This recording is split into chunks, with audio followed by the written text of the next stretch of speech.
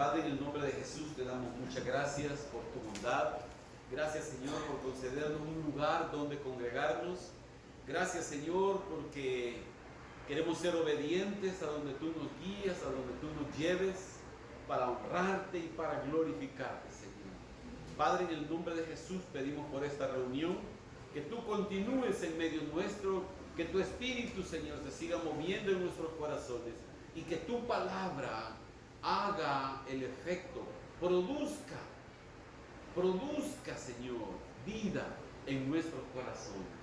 Pedimos por los niños, por los maestros de escuela dominical, Señor, que tú los uses también, para que tu palabra sea expuesta y sea recibida en los corazones de los pequeños también, en el nombre de Jesús.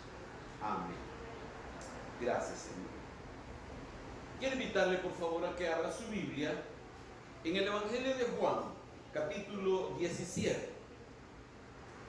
Evangelio según San Juan, capítulo 17. Vamos a estar leyendo versículos del 11 en adelante. San Juan, capítulo 17, versículo 11. Dice así: y ya no estoy en el mundo, mas estos están en el mundo. Y yo voy a ti, Padre Santo. A los que me has dado, guárdalos en tu nombre, para que sean uno, así como nosotros. Cuando estaba con ellos en el mundo, yo los guardaba en tu nombre. A los que me diste, yo los guardé. Y ninguno de ellos se perdió, sino el hijo de perdición, para que la escritura se cumpliese. Versículo 15. No ruego que los quites del mundo, sino que los guardes del mal. No son del mundo, como tampoco yo soy del mundo. El tema que queremos desarrollar en esta oportunidad es la expresión que el Señor Jesús dice: no ruego que los quites del mundo. Ese es el tema de esta mañana. No ruego que los quites del mundo. Bueno, el capítulo 17, hermanos, se le conoce como la oración intercesora o la oración sacerdotal, por el contenido, por la teología que ahí se encuentra. Es que los estudiosos la han denominado de esa manera, porque no solo son palabras que dijo el Señor, sino que es una oración que el Señor hizo al Padre. Claro, para poderla captar tenía que estar alguien cerca de ellos, de él, y en este caso es Juan el apóstol. Bueno, este capítulo 17 también, hermanos, es una clase que le imparte el Señor a sus discípulos. Fíjese bien, Él está orando al Padre y sus discípulos están ahí con Él, pero Él no está orando en voz baja, no está orando solo con su mente, sino que está orando de tal manera que sus discípulos escuchen la oración. Y el propósito de Él también incluía eso, además de su relación con el Padre, para que ellos pudieran escuchar su relación con el Padre, también hablarles de teología a ellos y a cada uno de nosotros. Aunque, fíjese cómo el Señor está orando al Padre por sus discípulos y le está diciendo: Padre, guárdalos. Y en ese momento el Señor ya sabía que Pedro lo iba a negar. El Señor ya sabía, eso no fue una sorpresa para el Señor. Sin embargo, el Señor está orando, está intercediendo por todos ellos. No dice: Señor, oro por Pedro el cobarde, o Pedro el que me va a negar. No dice así. A todos les está dirigiendo que escuchen y les está dando esa clase, y siempre intercede por Pedro. Después de este capítulo, después de esta oración, empieza como a desarrollarse el clímax del propósito por lo cual Él vino a la tierra. Después de este capítulo es como la cúspide donde el Señor se había propuesto llegar y decir: aquí empieza el propósito de todo lo que era el Antiguo Testamento, desde que yo vine a la tierra aquí como un bebé en el vientre de María. Entonces, aquí viene ya el desarrollo del final. Inician las últimas horas de su vida normal aquí en la tierra, porque de ahí en adelante es arrestado y empieza el maltrato. Acá es donde inicia el cumplimiento de la profecía que se le dio a Eva, cuando decía que la simiente de la mujer iba a hacer algo con la simiente de la serpiente, que le iba a herir en la cabeza. Ahí estaba ya la preparación para que la simiente de la mujer pudiera dañar, atacar a la simiente de la serpiente en la cabeza. En esta oración el Señor hace mención de algunos aspectos que queremos considerar en esta oportunidad.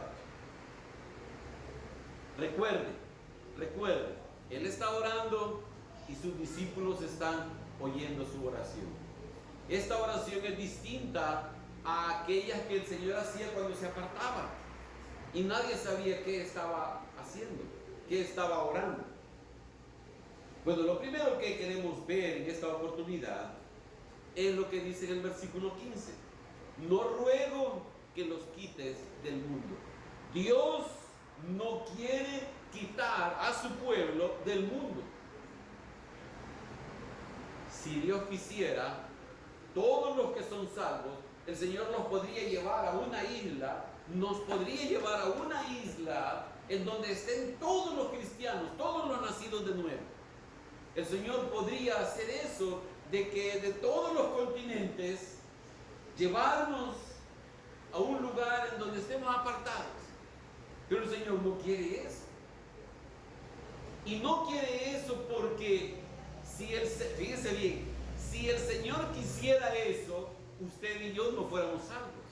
¿Por qué? Porque todos los cristianos habrían estado ahí, en esa isla, y el Evangelio no se habría conocido en ninguna parte del mundo. No habría misioneros que van a las selvas, que van a lugares lejanos. No habría nada de eso. Entonces usted y yo andaríamos allá afuera normal. Entonces, debemos de sentar el precedente de que Dios no quiere sacar a su iglesia del mundo. Quiere que sigamos en el mundo. Es propósito de Dios que sigamos en el mundo. No nos quiere sacar del mundo. Está diciendo que Él tiene un plan. El Señor Jesús no hace eso, mire. Padre, que se queden en el mundo y hay que vean qué hacen. No es eso. El Señor Jesús tiene un plan y Él no improvisa nada. Él no improvisa nada de lo que pasa aquí en la tierra. Recuerden, somos la sal de este mundo. El Señor dijo que su iglesia, su pueblo, es la que le da sabor, la que preserva al mundo. Y es necesario que nosotros llevemos ese sabor a las personas que nos rodean. No basta, no debe de ser que seamos de la secreta, que nuestros vecinos no sepan quiénes somos, que los compañeros de trabajo no sepan quiénes somos, que cuando vamos en la calle no sepan quiénes somos cuando conducimos un carro, cuando andamos en el bus, cuando andamos caminando, que se den cuenta que hay algo diferente en usted y en mí. Porque el hecho de que los hermanos no lo vean, eso no significa que la sal ha perdido su sabor. El hecho de que el pastor no lo vea a usted, no significa que pues yo puedo hacer lo que quiera. Porque el pastor no ha muerto por usted para salvarlo. Es el Señor el que ha dicho, usted es la sal y tiene que seguir en el mundo. El Señor estuvo en el mundo. El Señor estuvo entre nosotros antes que nosotros fuésemos creyentes. Nosotros estábamos en el mundo Y el Señor dice, yo estoy planeando, diseñar, gracias, de que ustedes continúen en el mundo, porque es necesario que ustedes lleven lo mismo que han recibido. No es justo que nosotros nos quedemos con la bendición y decir, esto es mío. Como los niños, ¿verdad? Los niños pequeños de 3, 4 años, en donde les da algo y dicen, no, este hueco es mío, esta comida es mía. Y no poder compartirlo con los demás. Pero mire cómo es el Evangelio. Cuando usted comparte el Evangelio, no pierde nada. O sea, no se queda sin nada, como cuando al niño le dicen que de los 3 guineos que tiene, que le dé uno a fulano y que le dé otro, y se queda sin 2 guineos. El Evangelio no pierde nada. En el Evangelio usted lo comparte a las otras personas y recibe una bendición. El Señor nos modeló cómo se vive en este mundo para que nosotros lo imitemos. Imagínense, el Dios soberano, el dueño de todo cuanto existe, vino a nacer de una mujer con grandes escaseces, con grandes limitaciones. Vino a nacer en una mujer en donde el nivel económico era el más básico. No tenía grandes riquezas. Pero sin embargo nos enseña la humildad y a no estar exigiendo cosas o esperando que nos den cosas. Que por qué mi papá no me da, por qué mi mamá no me da, por qué en el trabajo no me aumentan, por qué me dan más trabajo y no me aumentan dinero, porque a dejar de estar exigiendo y esperando cosas. Y el Señor nos da ese ejemplo ante la vida. El Señor no evitó situaciones adversas para sus discípulos. Fíjese bien, pongan atención. El Señor va en una barca y va dormido. Y sus discípulos, ahí estaban los pescadores. Los pescadores sabían cómo manejarse en el mar con la lluvia. Ellos sabían cómo para dónde hacerse, ellos sabían cómo. Y el Señor dormía. Pero habían otros que no eran pescadores. Y esos son los que podían haberse preocupado de que podían morir ahogados. Pero el Señor no evitó la situación difícil. El Señor no evitó la tormenta ni la tempestad. El Señor permitió que entraran en esa tempestad, y en medio de la tempestad el Señor obró. Veamos otra situación. Están los 5,000 personas ahí escuchando al Señor Jesús, y es hora de comer. ¿Por qué el Señor no dijo, bueno, como van a venir 5,000, vamos a preparar comida para todos y tenemos listo? No fue así. El Señor permitió que vieran la escasez, y entonces ¿cómo hacemos? El Señor permitió que estuvieran en esa incertidumbre de que es hora de comer y ¿qué hacemos? El Señor permitió que eso sucediera y se manifestó. Ahora bien, estas dos circunstancias que le menciono, en el mar y con la comida, son situaciones que Dios bien las pudo haber evitado. Y evitar que el pueblo, que sus hijos, que los discípulos se preguntaran ¿qué hacemos?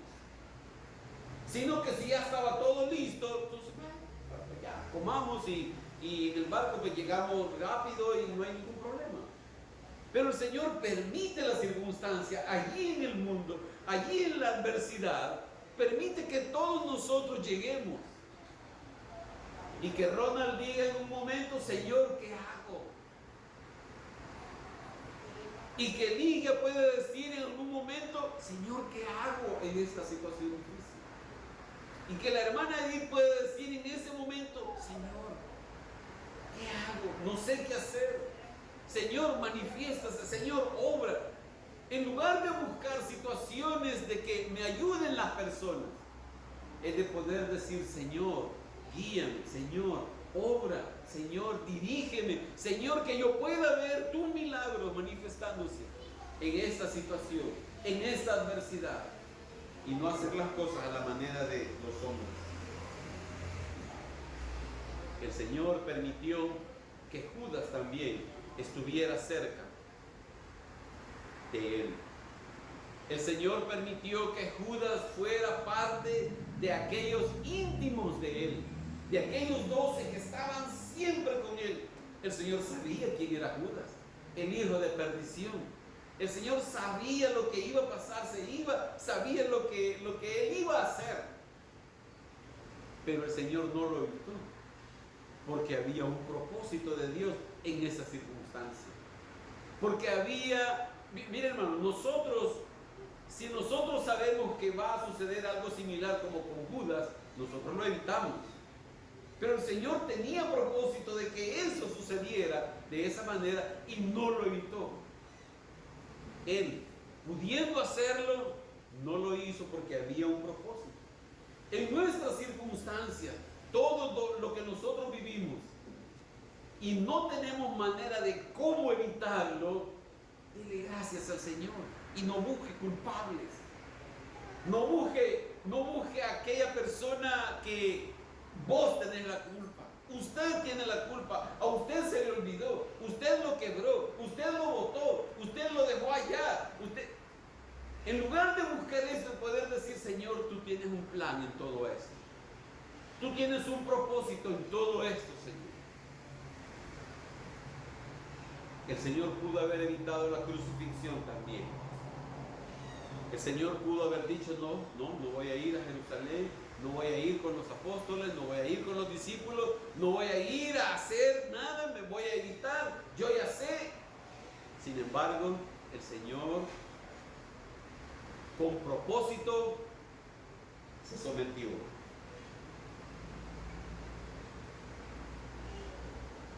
Nuestro Dios llega a esa circunstancia y lo que le dice al Padre es, Señor, Padre, no te pido que los quites, sino que los guardes.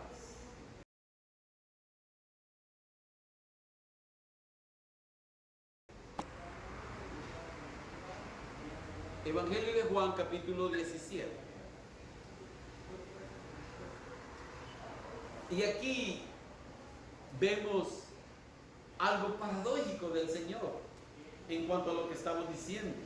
Y es el hecho de que no los quita del mundo para guardarlos, sino que los deja en el mundo y ser guardados en el mundo. Dice el versículo 11, y ya no estoy en el mundo, mas estos están en el mundo. Y voy a ti, Padre Santo, a los que me has dado, guárdalos en tu nombre, para que estén peleando, para que sean uno, para que estén unidos. Versículo 12. Cuando estaba con ellos en el mundo, yo los guardaba en tu nombre. A lo que me diste, yo los guardé, y ninguno de ellos se perdió, sino el hijo de perdición, para que la escritura se cumpliese. No ruego que los quites del mundo, sino que los guardes del mal. Aquí necesitamos entender a qué se refiere el Señor cuando dice que los guardes del mal. Fíjese, ser guardado del mal no se refiere a que no me pase nada, a que no me enferme, a que no tenga un accidente o no me caiga, o no se refiere a ese mal, sino se refiere a un mal real. El mal en cuanto a mi relación con Dios, ya vamos a ver a qué nos referimos. Acá el Señor Jesús no ruega que recibamos dinero. No le dice al Padre, o sea, el Señor lo podría hacer. Creemos que sí. Levanten la mano quienes creen que Dios sí puede darle, sí tiene el poder para darle a todos sus hijos mucho dinero. Levante su mano. Vamos a ver, levante su mano.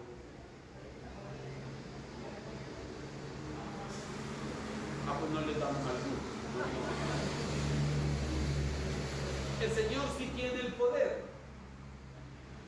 Tiene el poder, como dice Tercera de Juan, el único capítulo, versículo 2.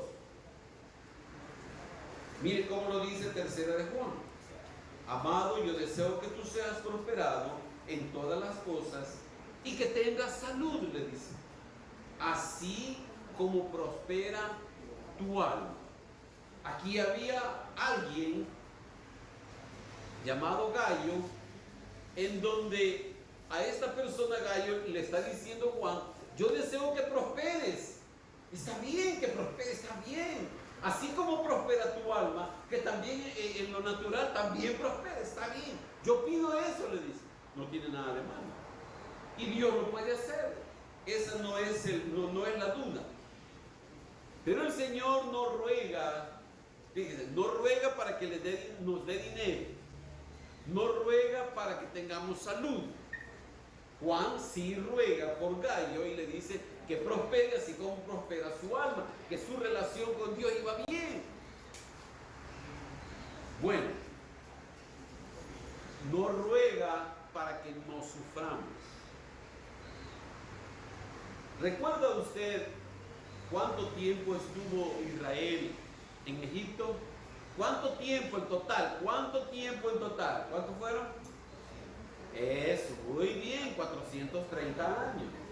Pero el martirio, el sufrimiento fueron 400 años. Ok. Y mientras esos 400 años se dieron, ¿Dios qué hacía?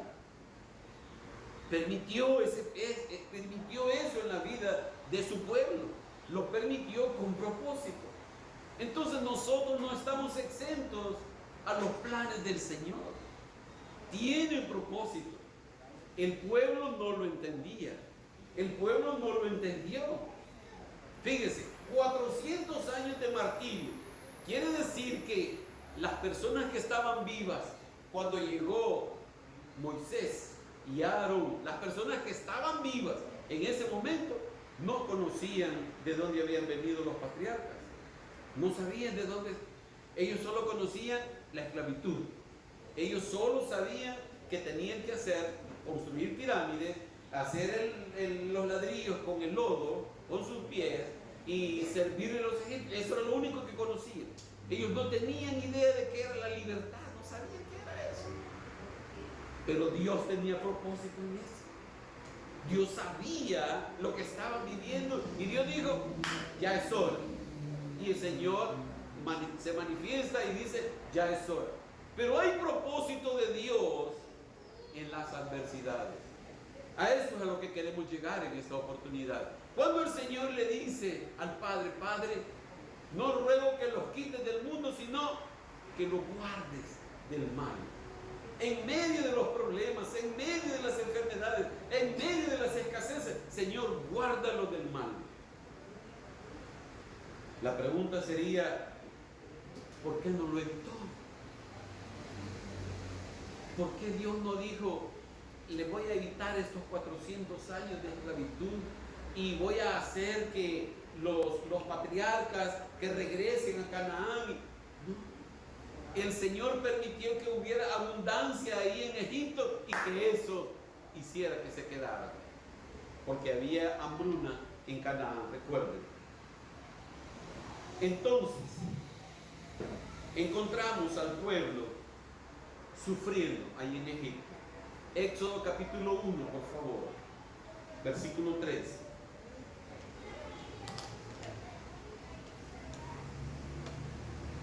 Éxodo 1:3 dice, y los egipcios hicieron servir a los hijos de Israel con dureza. Éxodo 1:14. y amargaron su vida con dura servidumbre en hacer barro y ladrillo y en toda labor del campo y en todo su servicio, al cual los obligaban con rigor. Dios sabía todo eso. No era que Dios no sabía lo que estaba viviendo su pueblo aquí en la tierra. Los egipcios los estuvieron maltratando. Hace algunos años leí un comentario de alguien de Egipto, no sé quién era, no recuerdo quién era, pero esta persona egipcia, o sea, actual, egipcio actual, y él decía que ellos no habían sido malos con los hebreos, que ellos los acogieron, que ellos les ayudaron y les dieron trabajo, y que lo que decía la Biblia estaba equivocado, porque no era cierto que los habían maltratado, porque en su historia, en sus registros, decía que le habían dado trabajo a los hebreos. Imagínense. Bueno, Jeremías capítulo 25, por favor. Encontramos otra circunstancia en donde Dios nuevamente permite esa circunstancia, esa vida. Jeremías 25, versículo 11. Dice: toda esta tierra será puesta en ruinas y en espanto, hablando de Israel, y servirán estas naciones al rey de Babilonia 70 años. 70 años. Venimos de 400 años y aquí otros 70 años, porque el pueblo no era nada de obediente con Dios.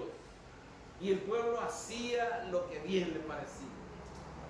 Y hacía como ellos querían, imitando a las naciones vecinas, metiéndose en pecado. Y entonces dijo Dios, 70 años. Vemos muchos ejemplos en las Escrituras en donde Dios permitió. Y aquí, fíjese, aquí estamos viendo que fue Dios el que propició esta circunstancia como castigo por su vida. Óigame, hermano, póngame atención a lo que le voy a decir. Póngame atención a lo que le voy a decir. Usted puede pensar, yo estoy haciendo este pecado en su mente y nadie avisa, nadie sabe, nadie, porque yo soy muy astuto y como soy muy astuto, nadie se da cuenta. ¿Usted puede pensar eso? Sí, tiene toda la libertad de hacerlo. Pero Dios, nuestro Señor, Él no se hace del ojo pacho. Cuando usted y yo estamos viviendo una vida en desorden, y Dios lo sabe, y llega un momento, llega una situación en la cual Dios dice, ya basta, ya basta. Si tú quieres vivir así, ya basta. Y entonces Dios empieza a obrar una situación como la que propició aquí con su pueblo, y el castigo duró 70 años. El castigo no fue porque vinieron los babilonios. El castigo no fue porque llegó Nabucodonosor. No, fue Dios el que obró para que esta persona llegara e hiciera el cumplimiento del juicio de Dios. Entonces no piense que va a durar muchos años en esa vida, en ese nivel de vida. No piense que usted puede seguir haciendo lo que quiere y no pasa nada. Me gusta este ejemplo que yo veo en mi diario vivir, y es el hecho de que cuando uno anda manejando y va en una calle en donde el vehículo de adelante va más lento de lo que uno quiere ir, y hay curvas, y entonces uno sobrepasa en una curva que no lo debe de hacer, y pasó bien, y dice, ay, yo soy bueno para sobrepasar en las curvas, y llega otra, y se sigue saliendo con la suya, hasta que sucede una circunstancia y hay una catástrofe y hay algo doloroso. Pues eso es lo que pasa con nuestra vida de pecado, que estamos haciendo bien las cosas y nos salen bien y nadie se da cuenta, y yo disfruté del pecado y después lo vuelvo a hacer, hasta que llega la curva que define la catástrofe. Pero es decisión de cada uno de nosotros. Entonces, volviendo a la oración de nuestro Señor Jesucristo, les decía, no ruego que los quites del mundo, sino que los guardes del mal. Ok. Mira lo que dice Primera de Pedro, capítulo 5, por favor. Esta palabra que dice que los guardes del mal, es una palabra en griego que el significado está relacionado con el mal que origina Satanás. Mire, hermano, a Satanás no le interesa, fíjese bien, mire bien, a Satanás no le interesa que usted tenga un accidente. Él no gana nada con eso. Él quiere almas que caigan en pecado, que ofendan a Dios, que se desvíen de Dios, que ya no crean en Dios, que no confíen en Dios. Eso es lo que a él le interesa. No le interesa una enfermedad para decir, el dolor que produce una enfermedad. No es eso. Él está buscando un mal tal que sea todo en contra de Dios. Entonces, ¿qué es lo que dice 1 de Pedro 5:8? Sed sobrios y velad, porque vuestro adversario el diablo, como león rugiente, anda alrededor buscando a quien devorar. Mire, a mí me encantan los videos de animales, de la naturaleza, y me encanta ver al león. Este león, increíble, la astucia que tiene, la forma de cómo acecha, la forma de cómo es el que manda, y que no hay animal que se le resista. Bueno, a menos que sea un rinoceronte, un elefante o un hipopótamo. Contra eso no puede hacer nada. Pero contra el resto sí. Media vez llega, se acaba. Y es impresionante cómo Satanás anda buscando nuestras vidas para, hermano, mire, por favor, mire, a él no le interesa, quiero repetir, quiero hacer énfasis, a él no le interesa que nosotros nos enfermemos o que tengamos un accidente y nos muramos. Eso no le interesa a él. A él le interesa el mal en donde hay una enfermedad y entonces uno dice, ¡ay, por qué, Dios! Eso sí le interesa. Que de nuestro corazón brote algo en contra de Dios en la enfermedad, en el diario vivir.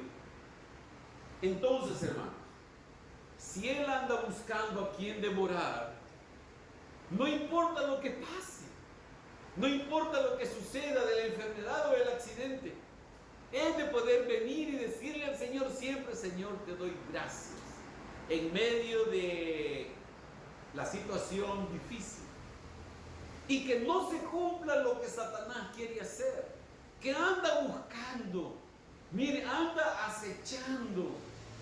Mire, es increíble cómo el depredador se queda quieto de tal manera que la presa ande caminando sin que se dé cuenta que hay un león ahí acechando. y se queda esperando de tal manera que encuentre la oportunidad para caerle encima. Pues el mal también está buscando creyentes desprevenidos, personas desprevenidas, personas confiadas en sí mismas para hacernos caer. Primera de Corintios capítulo 10, versículo 3. El Señor nos guarde para poder darnos cuenta de las acechanzas del maligno y no caer. Búsquelo en su Biblia, por favor. Primera de Corintios 10:3. No os ha sobrevenido ninguna tentación que no sea humana, pero fiel es Dios, que no os dejará ser tentados más de lo que podéis resistir, sino que dará juntamente con la tentación la salida para que podáis soportar. Miren, hermano, aquí hay dos circunstancias diferentes. Una es que usted anda en su diario vivir, en su vida normal, y hay alguien que le anda acechando. Pero es diferente cuando usted va al zoológico y dice, voy a entrar en el lugar donde están los leones a ver si no me hacen nada.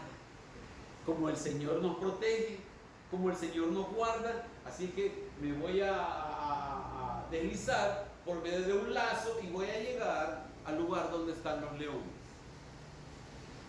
Y usted dice, no me hicieron nada los leones, ¿sí?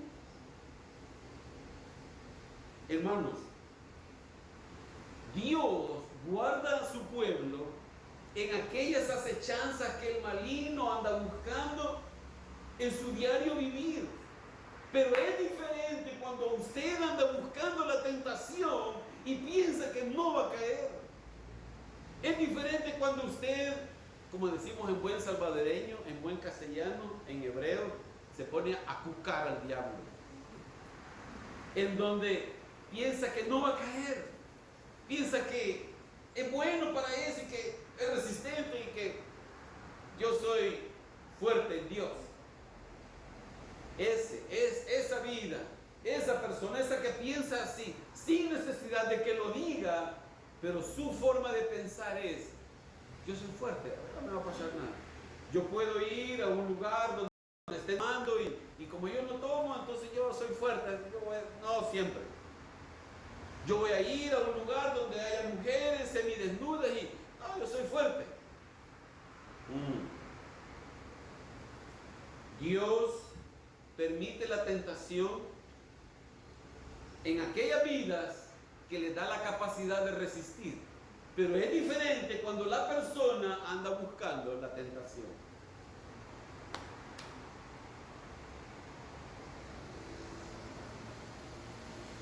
Evangelio de Juan, por favor, capítulo 16. Evangelio de Juan, capítulo 16.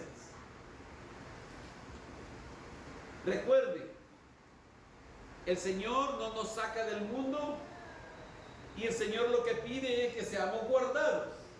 Bueno, Juan 16, 32. He aquí la hora viene y ha venido ya, en que seréis esparcidos cada uno por su lado y me dejaréis solo. Mas no estoy solo, porque el Padre está conmigo. Estas cosas os he hablado para que en mí tengáis paz. En el mundo tendréis aflicción, pero confiad. Yo he vencido al mundo. Van a ser esparcidos. Van a ser perseguidos. Porque el hecho de ser esparcidos no es solo que, vaya, si usted quiere se va. No. Es que son perseguidos para ser asesinados, para ser atrapados, arrestados. Y entonces el Señor dice, van a ser esparcidos, van a salir huyendo. Van a salir huyendo porque no quisieron ir por su propia voluntad.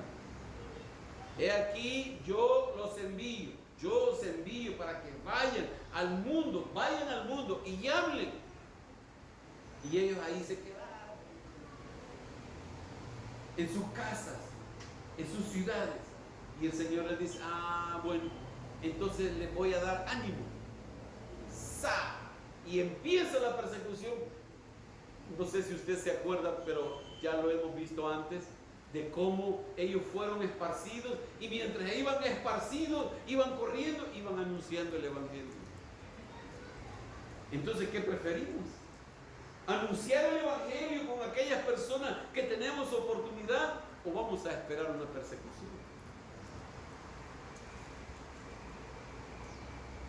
He aquí estas cosas os he hablado para que en mí tengáis paz. Va a haber persecución, pero confíen, tengan paz. En Cristo tengan paz. No se trata de no, yo tengo conectes, yo tengo buenas ayudas, le voy a decir a tal persona, me va a ayudar. No son las personas, ni los conectes, ni lo que tengan en el banco, ni la casa que tengan, ni el carro que tengan. No consiste en confiar en esas cosas, sino que tengáis paz en Él, con cosas o sin cosas. Yo no sé si los apóstoles habrán entendido qué implicaciones tenía lo que el Señor les estaba diciendo, o si ellos entendían realmente qué significaba el hecho de que van a ser esparcidos en el mundo. No se imaginaban ellos la magnitud de la situación que estaban viviendo. Ellos no sabían lo que Judas iba a hacer, no sabían. Para ellos Judas era un hermano ahí con ellos a la par. No tenían ni idea.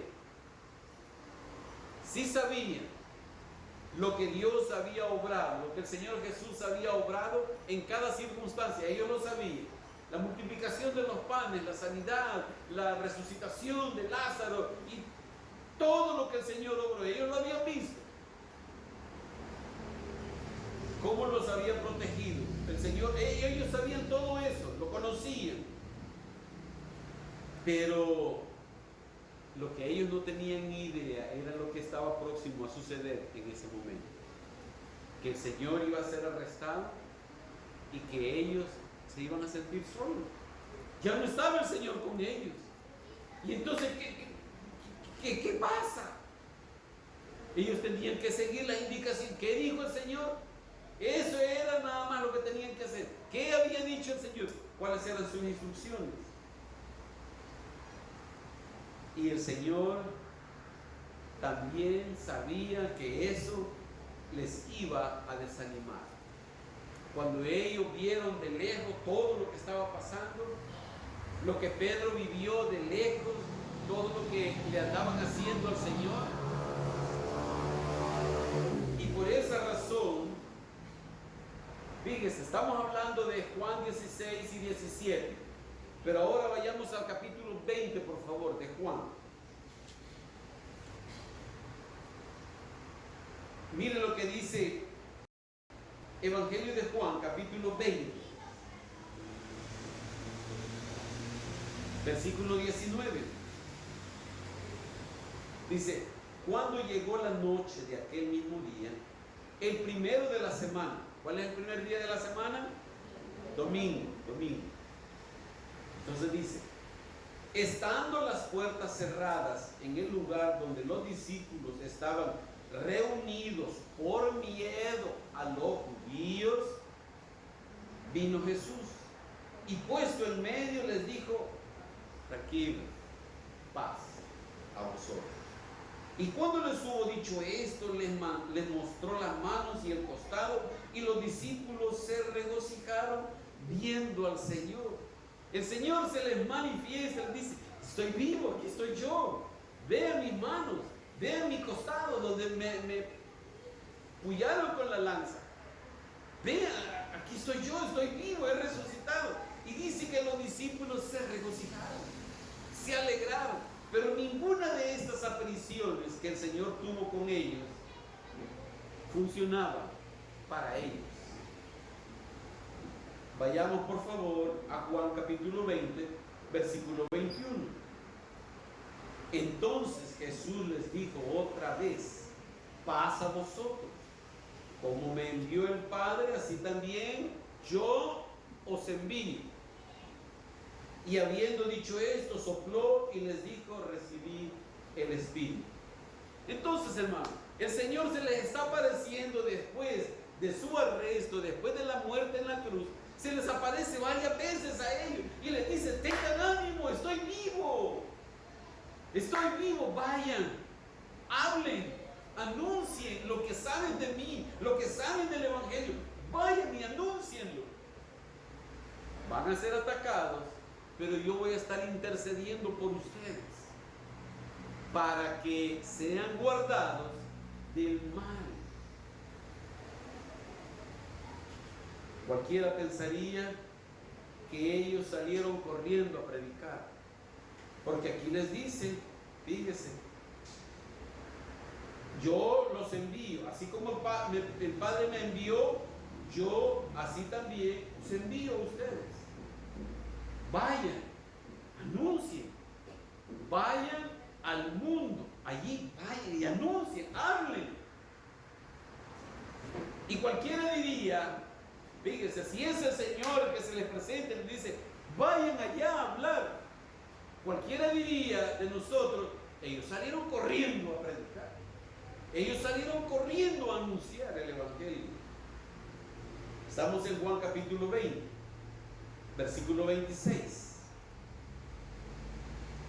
Hechos 20, Juan 20, 26. Dice, miren, 8 días después estaban otra vez sus discípulos dentro, y con ellos Tomás. Llegó Jesús, estando las puertas cerradas, y se puso en medio y les dijo: pasa vosotros.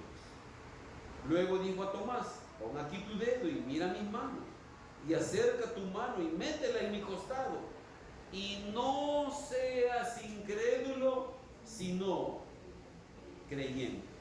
Fíjense, dice 8 días después. Quiere decir que 8 días antes les había dicho, se les apareció y les dijo: vayan, yo los envío, vayan. Y ellos se quedaron encerrados, se quedaron temerosos, se quedaron allí en la casa donde estaban 8 días escondidos. Y el Señor se les vuelve a aparecer y les dice: aquí están las señales. ¿Qué hizo cada uno de los discípulos, de los apóstoles? Fíjense, estamos en Juan 20. Avancemos un capítulo. Juan 21, versículo 2. Recuerden lo que hizo en el 20:27. Les dijo: no sean incrédulos, sino creyentes, y vayan y anuncien. Ok. Juan 21, versículo 2. Estaban juntos Simón Pedro, Tomás llamado el Dídimo, Natanael el de Caná de Galilea, los hijos de Zebedeo y otros 2 de sus discípulos. Simón Pedro les dijo: voy a pescar. Ellos le dijeron: vamos nosotros también contigo. Fueron y entraron en una barca, y aquella noche no pescaron nada. Versículo 4. Cuando ya iba amaneciendo, imagínense pasar toda la noche intentando pescar. Cuando ya iba amaneciendo, se presentó Jesús en la playa. Mas los discípulos no sabían que era Jesús. Y les dijo: hijitos, ¿tenéis algo de comer? Le respondieron: no. Miren, hermano, un paréntesis. Esta respuesta de ellos dice que todos los discípulos que estaban en la barca le dijeron: no. Pero la actitud de un no así de cólera, de molestia, porque no tenían nada, de frustración, porque habían pasado toda la noche tratando de pescar, tirando las redes a un lado y a otro, y no tenían nada, ni un chimbolo tenían. No habían pescado nada. Y el Señor Jesús, mire con qué amor les habla en medio de su desobediencia. ¿Qué les había dicho el Señor? Vayan al mundo y hablen. Pues ellos no, voy a ir a trabajar, dijeron ellos. Y ahí se fueron los pescadores, y aún aquellos que no eran pescadores, se fueron a ayudar con las redes, con la multitud de peces que pensaban pescar, y no tenían nada. Ellos estaban frustrados, y hay una tercera vez que el Señor se les vuelve a presentar. Juan 21, por favor, versículo 14. Mire lo que dice. Esta era ya la tercera vez que Jesús se manifestaba a sus discípulos después de haber resucitado de los muertos. 3 veces. Era necesario 3 veces de estarle diciendo al Señor: vayan, vayan. Le sopló el Espíritu: vayan, ya están listos, vayan, hablen, anuncien, cuenten lo de Dios, cuenten de Jesús. Marcos capítulo 16, por favor, versículo 14. Esa es otra aparición después de esa tercera. Dice Marcos 16, 14. Finalmente se apareció a los 11 mismos, estando ellos sentados a la mesa, y les reprochó su incredulidad, mire, y dureza de corazón, porque no habían creído a los que le habían visto resucitado. Esta es una cuarta ocasión que ellos ven al Señor y tienen la oportunidad de decir: quiero ver, Señor, quiero ver. Y que el Señor les estaba diciendo, les estaba dando una orden: y no se preocupen, yo lo guardo, yo intercedo al Padre. Y ellos seguían desobedeciendo.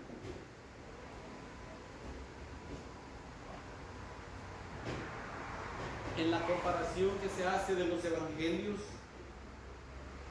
de Mateo, Marcos y Lucas, los evangelios sinópticos, ubican ese pasaje después de lo que narra Juan en Marcos capítulo 16, versículo 19, por favor. Marcos 16, 19. Dice: y el Señor, después que les habló, fue recibido arriba en el cielo y se sentó a la diestra de Dios. Y ellos, saliendo, predicaron en todas partes, ayudándoles al Señor y confirmando la palabra con las señales que la seguían. Amén. Fue necesario 4 veces que el Señor se les apareciera y les dijera. Y dice que el Señor era el que respaldaba lo que ellos anunciaban, porque el Señor estaba intercediendo por ellos. Y ahí ya no había ese riesgo de que sucediera algo.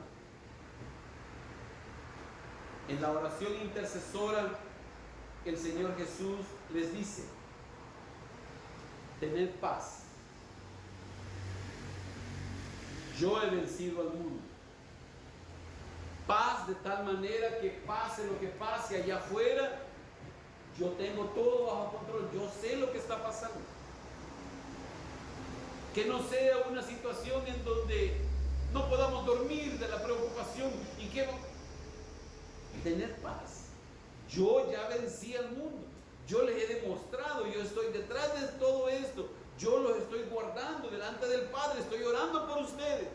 Tengan paz en su corazón. Tengan paz, porque la muerte no me retuvo, les dice. Tengan paz porque la muerte que sucede a todas las personas, yo la vencí, dice el Señor. Yo la he vencido y aquí estoy. Les está demostrando a nosotros como pueblo, nos está demostrando, yo soy más poderoso que la muerte.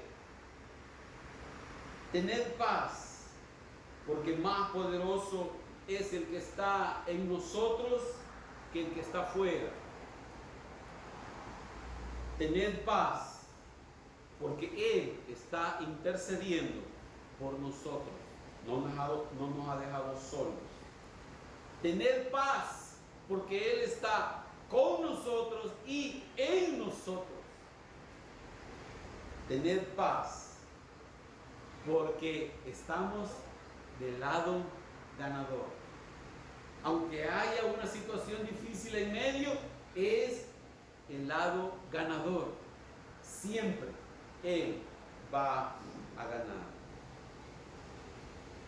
El Señor, hermano, a manera ya de conclusiones en esta predicación, el Señor a propósito nos ha dejado en el mundo, hermano. Él tiene un plan y Él está dispuesto a seguir intercediendo por nosotros, dejándonos en el mundo donde estamos, en donde van a haber aflicciones. Siempre habrán aflicciones, siempre va a haber situaciones difíciles. Pero todo esto es para capacitarnos, para fortalecernos, para animarnos a seguir adelante. Un deportista no se hace deportista de la noche a la mañana. ¿Qué necesita un deportista para ser un buen deportista? Entrenar. Disciplina, de no desvelarse, de no alcohol, de no el sexo ilícito, no drogas. Alguien recto y esforzarse y llegar antes a los entrenos e irse después de los entrenos y seguir haciendo pesas y correr y levantarse y hacer tanto si quiere ser un buen deportista. El deportista no llega a ser bueno viendo videos de cómo se hacen las cosas. Eso no hace un buen deportista. El buen deportista es el que intenta, procura, hace las cosas. Así nosotros, hermanos, estamos llamados a vivir en el mundo, estar en el mundo y ser enviados al mundo para anunciar en medio de las pruebas, en medio de las aflicciones, en medio de la adversidad, anunciar siempre el nombre de nuestro Señor Jesucristo. Y nuestra fe ha de ser fortalecida en medio de la adversidad. Créanme, no se lo digo yo no le he hecho ninguna promesa. Es el Señor el que dice, yo estoy con vosotros todos los días hasta el fin. Vamos de pie, por favor. Tenemos un llamado de parte del Señor. Tenemos un llamado para poderle decir, Señor, aquí está mi vida. Señor, yo no puedo, yo no sé, yo no tengo habilidades, soy débil. Señor, me cuesta, me es difícil, pero Señor, traigo mi corazón delante de ti y te digo, Señor, aquí está mi corazón, que tú lo fortalezcas y que me ayudes a poner mis ojos en ti, mi confianza en ti, porque tú eres el capaz, tú eres el victorioso, tú eres el que intercede por nuestras vidas para ser guardados del mal, no buscando nosotros la tentación, sino permitiéndole a Dios que guarde nuestras vidas en la prudencia. Padre, en el nombre de Jesús, venimos delante de ti, Señor, a declarar que somos débiles criaturas. Señor, a reconocer que somos imperfectos. Señor, que tú eres el Dios Todopoderoso.